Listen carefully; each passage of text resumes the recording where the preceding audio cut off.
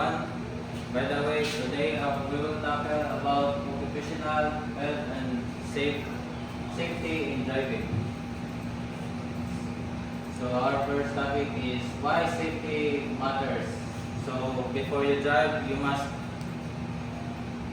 dapat permi ka progressive tapos permi ka na yung attention sa pag-focus sa isa dayan kay para dili na to makuhanan ng aksidente. So every drive, our decision affect not only ourselves but also other people on the road. So dili ramon jud kita ang naa sa isa kadayan, daghan tayo mga sagdanan na makasinati tapos need jud na to mag drive na safety para dili ta maka-aberya sa isa. So what is defensive driving? So being aware and alert all times, especially in busy or unpredictable traffic situation. Dapat pagka ng mga traffic na sila ngay mga sinatay na kipalit traffic, dapat aware ka sa side by side sa imo sakdanan kay namo may mga kuan na possibility na mo dot ang mga sakdanan mana need dito mga awareness sa imo kuan pag-drive. Predicting possible danger before they happen by observing pattern and movement around. So, mag-advance ka daan, ibalik pag mag-park, ibalik ka, dapat advance ang imong mind na kanang advance ang imong mind na pagtanaw mo sa likod na kanang ibalin nanay clearance ibalin mo pag mag-park ka may para dili ka and keeping a safe distance from other vehicles to allow enough time to react if other unexpected occurs. Pagka nang traffic ibali, dapat keep distance ka, keep meters ibali ang imo distansya sa isa kasagdan kaya base kung mukalit na sila brake, makareact na doon ka tapos dili mo bangga isa kasagdan. Staying calm in every situation even when facing pressure or aggressive. Keep calm and dili ka dapat mag-pressure kaya pag mag-pressure mo ka maratol ka siguro dili na kagabayo kung sa yung ginamon sa yung pagkuhan. So awareness is everything. Good driving always start with awareness.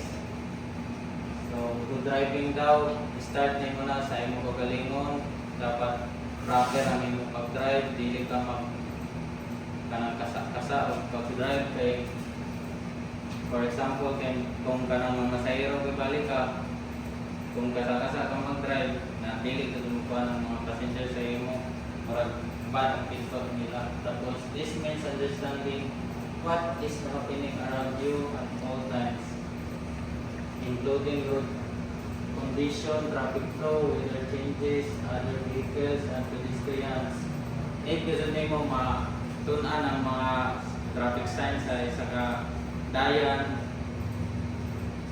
Kaya naiuban na mga caution na dayan, na mga guba na dayan, mga need kasi ka aware sa pag-drive nimo kay para dili ka makuhaan. So being aware always means paying attention to small details such as sudden movement from other drivers or unexpected obstacles on the road na may uban doon mabugatik ra bisan kanang pinakord mao nang need gyud nimo kanang awareness sa pag-drive nimo kay pag inana mo ganang sitwasyon nimo na makuhaan magkuhaan gyud ka kanang mag-amping kay basic mabangga na nung ka amo nang need nimo na attention gyud isa kasagdanan dili kung kanang cellphone ka or magtrabaho. Adjust your speed and make safer decisions. This awareness allows you to stay up one step ahead and avoid potential risks before they become serious problem.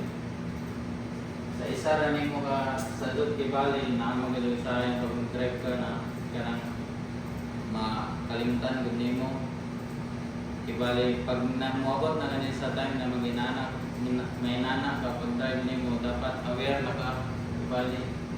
Tapos kanang mga potential risk ibali na kanang mga kuang ka. Manang mo paano.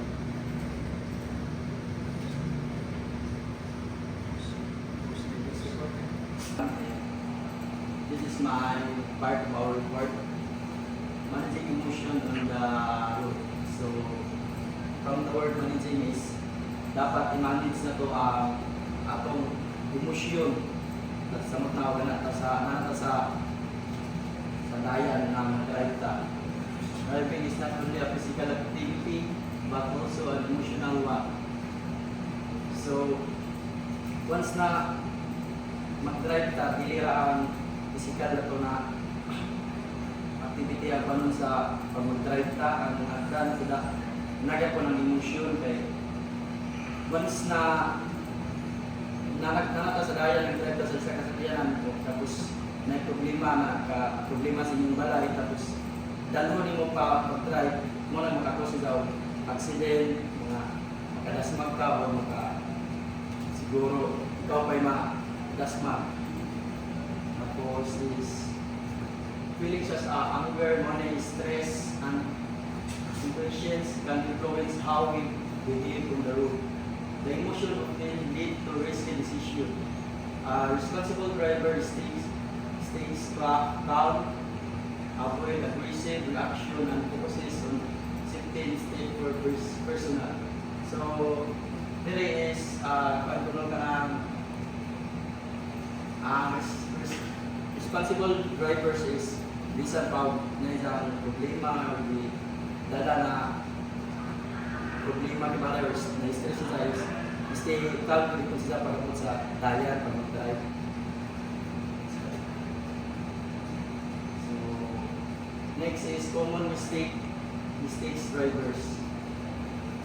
So using a phone while driving will can easily distract your attention from the road and reduce your reaction time. So kini pamilyar mo makita sa karan nakatapos og accident sa while na mag-drive like mag-cellphone siya tapos dili ka makabantay o malit na kapag-correct pero mo sa kuha tapos magani mo ni i-reduce na to ang paggamit sa cellphone while drive ta. Next is following others' vehicles too closely, leaving very little space to stop safely if something unexpected happens. So, pamilyar naman tayo sa kuwan na pinikanuha kay di ba makita pa sa isa ka lalo na sa mga heavy equipment, keep distance. So, dapat doon aware ta na pila ka meter ang distansya sa sakyanan magsunod ta kayo. Dilit like kini o dilit doon isundon is isa po siya makakos na accident. Tapos ignoring traffic sign and signal which can lead to confusion and increase the risk of accident. So kini is ibali ignoring ko na to ang mga signals, mga traffic lights is makakos sa accident tungod kay nasa lang stop red o di mo na ignore makakos na sa violation, ma-violationan ka or accident pa. It is driving while feeling tired or sleepy, making it harder to stay focused and respond quickly to situation. So there is, pag mag-drive ka na wala ka sa kondisyon, wala ka sa tarong na tulog, magkakosip po na sila o accident, mistake sa itong pag-drive kay sa'yo makatulog mo kagay, wala ka sa kondisyon. Good day everyone, this is my report. Safety is a daily habit. Safety ang ikaw yung dapat magligay ka sa mga disgrasya. Kasi ito naman na kayo makakadam ng kuhan alam sa tayong tao. Safety is not something we think about once. It is something we practice every day. Dapat maintinado na naibayad na mag-drive para daw practice. Simple habits such as checking mirror, wearing seatbelt and staying focused can make a big difference when this action becomes routine self-driving and becomes the natural and consistent. And sa pa din nato kalimtan kung mag-check ta sa mirror sa para iwas disgrasya tanaw nato sa likod. And sa pagsupot sa seatbelt din nato kalimtan para always safe.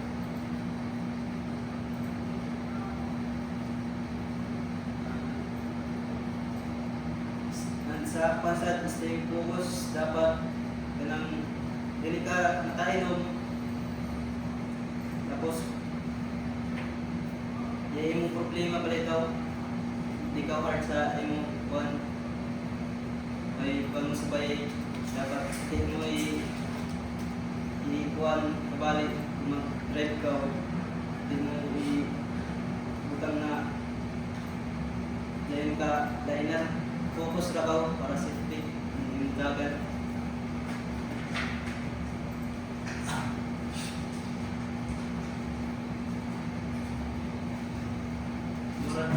Good day everyone. This our topic is road ethics and respect. So, pag na sa highway, so dapat i-apply natin pag-respeto. Giving way, allow other drivers to pass when needed helps, maintain smooth traffic flow and reduce tensions on the road. So, amin itaglang na, for example, zon magkuantanan sa kasanan, drive top, then jay ambulance na nagdali. So dapat mo gibawi ka sa mo hatag tanan agihan ng ato ambulance kay para makadiretso sa pag-agi. Then sa using turn signals, clear and timely use of turn signals helps others understand your intentions and prevent confusion.